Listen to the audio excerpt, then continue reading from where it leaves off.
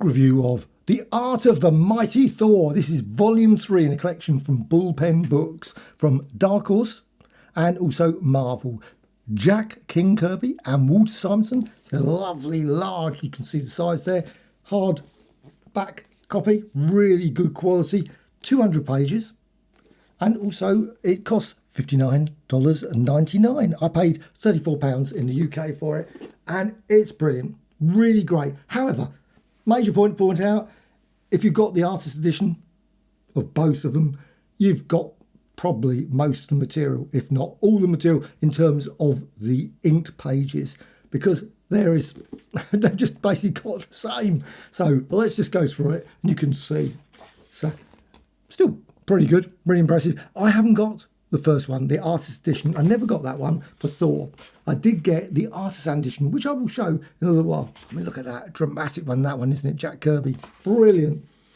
Got a great introduction there. And also then you got the king size special, or is it an annual? I don't know. They always sort of confused me what it was. But Thor annual number 2, inked page there, inked pages, that's the whole story. Brilliant. You got there the Destroy. I live again. Anyway, he did.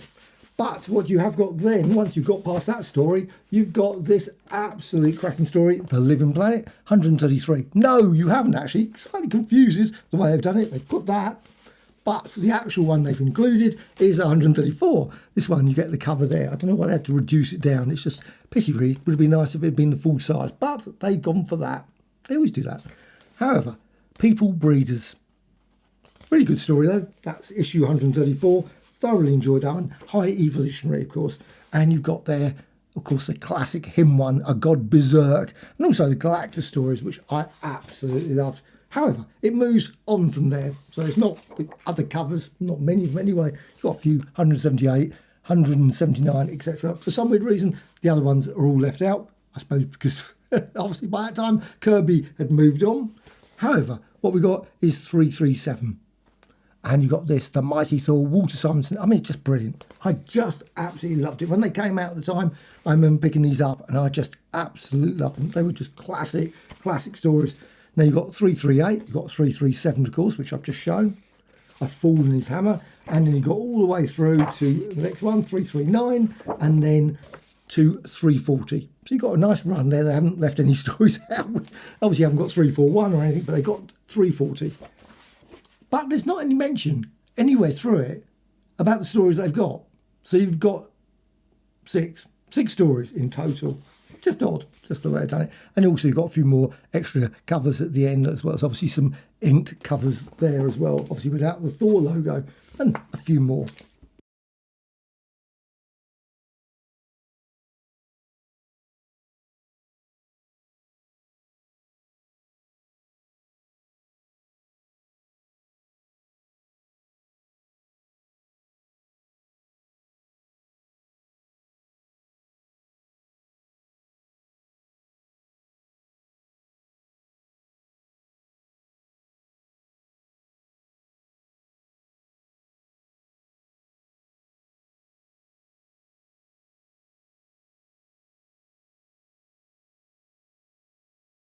And it is, wow, let's just go through some of the sort of extra stuff as well. They're sort of connected. And that is this. Here's the artisan edition. I haven't got the artist edition, so I can't show you those ones. This is the artisan one. And let's just put the size so you can compare it. You can see it is slightly bigger, a little bit bigger. So I suppose the pages are probably closer to how the original are. Maybe even the right same size. I have no idea. Haven't got any original Marvel pages, so I can't compare the size. But however, you can see this book is slightly bigger than the artisan one, which is pretty impressive as well. And you can see here it's just got lots and lots of great ink pages. But the material that's included in this book, The Art of, is also available in here. 337, 338, 339 and 340. And let's just quickly show you because I can bring these up. You can see there the issues there. And of course 360 and 361 and 362 are not included. So that's that. However, what I have got is this, which is even better, isn't it? To show you the size, completely different. Let's just see there compared with the original comic. This is of course the annual number 2 or king size special, whatever it was called. But this is, of course, the one there. And it's just great. The Destroyer there, you can see there, I Live Again, as it says there. And you've got some other stories, of course, inside here. Some obviously more earlier ones from Journey into Mystery, which was a very good Merlin one as well. And, of course, this absolute classic one with the Enchantress, Executioner, etc. And I just always remember that one. Super brilliant issue. However, let's just show the first volume. Now, I haven't got Volume 2. That was the Fantastic Four one. And the reason why I didn't get that, I've got the material quite a few times. So I thought, I'm not going to get that again. As much as it's probably a very nice volume, it did look a very good volume, but there was, again, quite a bit of double dipping. But I did have all of the material in other forms. So this one, of course, brilliant artwork all the way through. One of my favourite stories, Mysterio one, at the carnival, the fairground, whatever you want to call it. And you've got some, again, some brilliant artwork there. I love that one. So that's Volume 1. The new one's Volume 3. I have no idea. Please put in the comments below if you know anything about Volume 4. I assume Volume 4 at some point will be coming out. Now, of course, the material is also available in this really, really good Mighty Thor. I don't know what the numbers included, but it's, as far as I'm concerned, I think this one does, of course, include, it's got 337, 338, 339 and 340 in this one.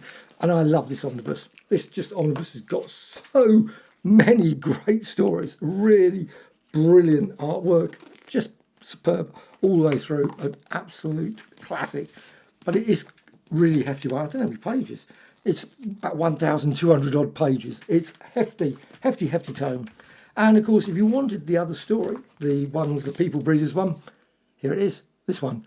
Volume 2, the Mighty Thor Volume 2 Omnibus, as well, of course, as the annual as well. Again, they are much bigger than the omnibuses.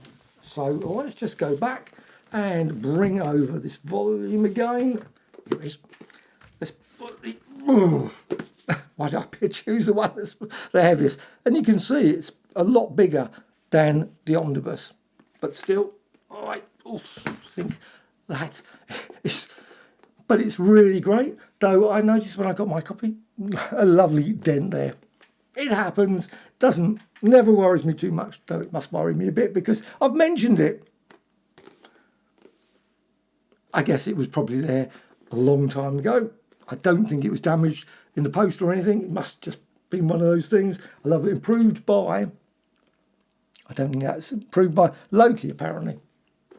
So maybe that's... You've got to blame someone. Let's blame. Yeah.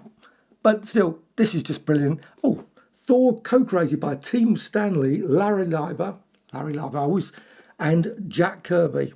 So they get mentioned, obviously, on the back. Is one of Marvel's most recognisable characters, first appearing in 1962. That's about the same time, of course, as the classic Spidey one in Amazing Fantasy number 15. And this is a great volume. I'm really pleased I picked this up. So I will be looking forward to a Volume 4 or 5. I wonder what they will go for. Maybe the Avengers, possibly. I don't know. Can't think of anything offhand what they would go with. Maybe another Spider-Man one, I guess. But it would be nice if they just did Daredevil. They must have a lot of those sort of things. And that sort of material, Daredevil, the X-Men, those ones haven't had IDW collections. So maybe that material is just harder to get or something. I don't know. But it would be nice if they did a few other, the art of sort of Daredevil. That would be brilliant. Gene Colan, of course, would be maybe some Tomb of Dracula or something, that sort of thing. Who knows? But this one, I love it. Really brilliant volume. So we're checking out